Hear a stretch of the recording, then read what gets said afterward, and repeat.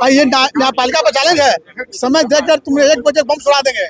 देखिए, इसमें जो बम की धमकी आई है और इसमें पुलिस के और जो एटीएस की टीम है वो यहाँ आके इसको सैनिटाइजेशन का काम कर रही है। यहाँ पे बम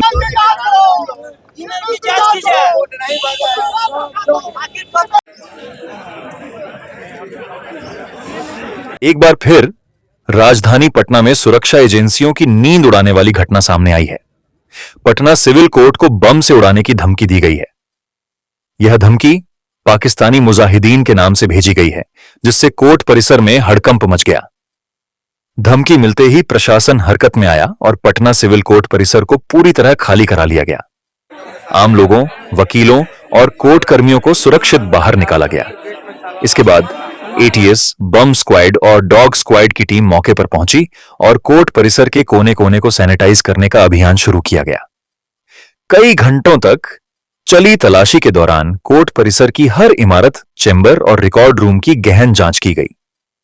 फिलहाल किसी भी संदिग्ध वस्तु की पुष्टि नहीं हुई है, लेकिन सुरक्षा एजेंसियां किसी भी तरह का जोखिम लेने के मूड में नहीं है।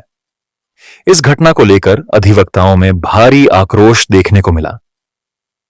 वकीलों का कहना है कि बार बार मिल रही ऐसी धमकियां न्यायिक व्यवस्था और सुरक्षा व्यवस्था पर गंभीर सवाल खड़े करती हैं। वकीलों ने कोर्ट परिसर की स्थायी सुरक्षा व्यवस्था को और मजबूत करने की मांग की है। मामले की गंभीरता को देखते हुए पटना के एसएसपी कार्तिकेय शर्मा खुद सिविल कोर्ट पहुंचे और पूरे परिसर का जायजा लिया। उन्होंने वकीलों से बातचीत कर उन्हें आश्वासन दिया कि धमकी देने वाले की पहचान कर जल्द से जल्द गिरफ्तारी की जाएगी।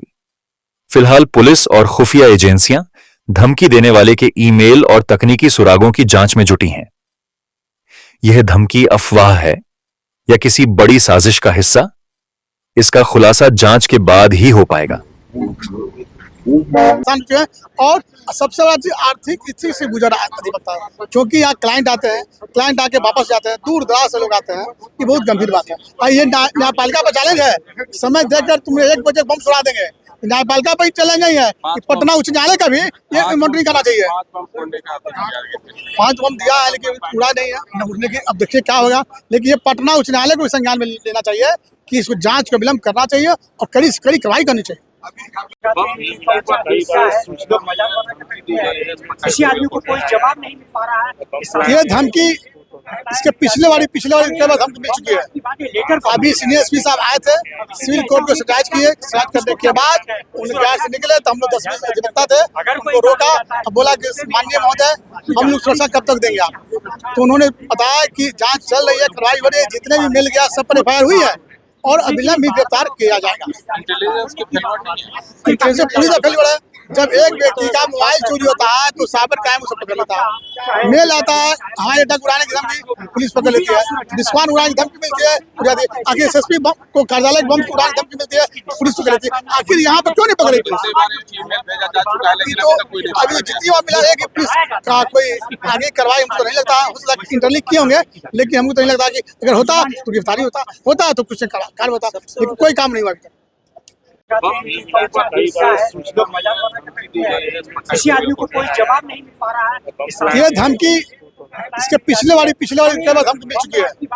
अभी सीनियर एसपी साहब आए थे, सिविल कोर्ट को सैनिटाइज किए। सैनिटाइज करने के बाद उन गैर से निकले तो हम लोग 10-20 अधिवक्ता थे, उनको रोका। अब बोला कि माननीय महोदय, हम लोग सुरक्षा कब तक देंगे आप? तो उन्होंने बताया कि जांच चल रही है, कार्रवाई हो रही है, जितने भी मिल गया सब पर एफआईआर हुई है और अविलंब भी गिरफ्तार किया जाएगा। इंटेलिजेंस पूरी तरह फेल है। जब एक व्यक्ति का मोबाइल चोरी होता है तो साइबर क्राइम उसे पकड़ लेता है। मेल आता है, हवाई अड्डा उड़ाने की धमकी पुलिस पकड़ लेती है। विस्फोट उड़ाने की धमकी मिलती है, उड़ा दी। आखिर एसएसपी को कार्यालय बम उड़ाने की धमकी मिलती है, पुलिस पकड़ लेती है। आखिर यहाँ पर क्यों नहीं पकड़ी पुलिस? तो अभी जितनी बार मिला है कि पुलिस का कोई आगे कार्रवाई हमको नहीं लगता। हो सकता है इंटरलिंक किए होंगे, लेकिन हमको तो नहीं लगता कि अगर होता तो गिरफ्तारी होता तो कुछ कार्य होता, लेकिन कोई काम नहीं हुआ अभी तक। देखिए, इसमें जो बम की धमकी आई है और इसमें पुलिस के और जो एटीएस की टीम है वो यहाँ आके इसको सैनिटाइजेशन का काम कर रही है। यहाँ पे बम स्क्वाड लगे हुए हैं यहाँ पे, और जो बम निरोधक दस्ता है उसके द्वारा पूरे एरिया की जांच की जा रही है। क्लियरेंस मिलने के बाद कोर्ट में परिसर में लोगों को आने दिया जाएगा और जो न्यायिक कार्य है वो पुनः प्रारंभ कराया जाएगा। इसमें हम लोग ट्रेस करवा रहे हैं, जो पूर्ण के मामले भी हैं उसमें भी ट्रेसिंग चल रही है, कुछ जगहों पर रेड छापामारी हुई है, लेकिन इसमें जो पूरा गिरोह है उसके हम लोग जल्दी पर्दाफाश करेंगे। वही मैं बता रहा हूँ आप लोगों को कि इसमें जो कंपनी के द्वारा हम लोग को डेटा दिया था उसके तहत हम लोग कार्रवाई करते हैं। इसमें टीम लगी हुई है, स्पेशलाइज्ड एजेंसीज भी लगी हुई हैं, जैसी आएगा आप लोग बताया मेल में क्या कुछ कहा गया है?